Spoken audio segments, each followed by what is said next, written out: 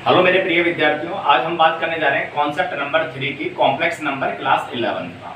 वहाँ एक छोटा सा कॉन्सेप्ट है मेरा कि आर्गुमेंट एंगल कोणांक कैसे निकालते हैं। आइए एक एग्जाम्पल के माध्यम से हम बातों को समझना चाह रहे हैं बच्चों। जैसे मैंने एक एग्जाम्पल लिया -1 प्लस आयोटा √3, आप √3 आयोटा भी बोल सकते हैं। मुझे बच्चों यहाँ रियल वैल्यू बतानी है। यदि मैं आपको रियल वैल्यू पूछूं आपसे, जिसको मैं x से रिप्रेजेंट कर रहा हूँ, वो है -1।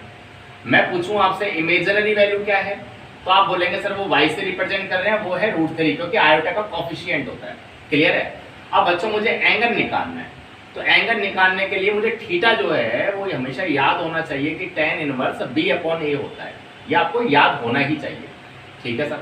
तो थीटा बराबर क्या होगा? तो थीटा बराबर होगा बच्चों tan इनवर्स b/a।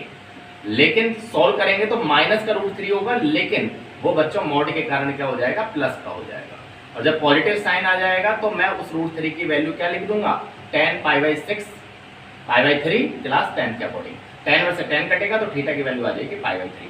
बच्चे बोलते हैं सर यही आंसर आना चाहिए। नहीं बच्चों, ये आंसर अधूरा है। क्यों? आयो समझो। एक्चुअली होता क्या है, हमारे यहाँ फर्स्ट क्वाड्रेंट के अंदर जो आपको याद रखना होता है फॉर्मूला, वो थीटा होता है फर्स्ट क्वाड्रेंट में।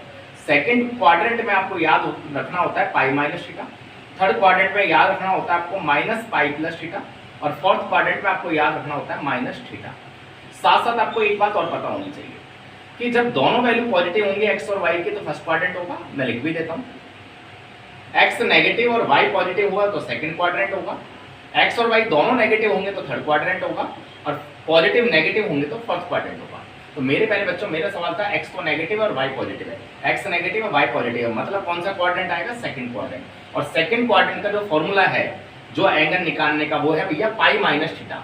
अब बच्चों वैल्यू जमा दो। π-θ कितना होगा? π/3। एलसीएम लेंगे, सॉल्व करना आप जानते हैं, 2π/3। तो ये हमारा क्या हो गया बच्चों? आर्गुमेंट आ गया, एंगल आ गया, कोणांक आ गया। आज के लिए बच्चों कॉन्सेप्ट इतना ही।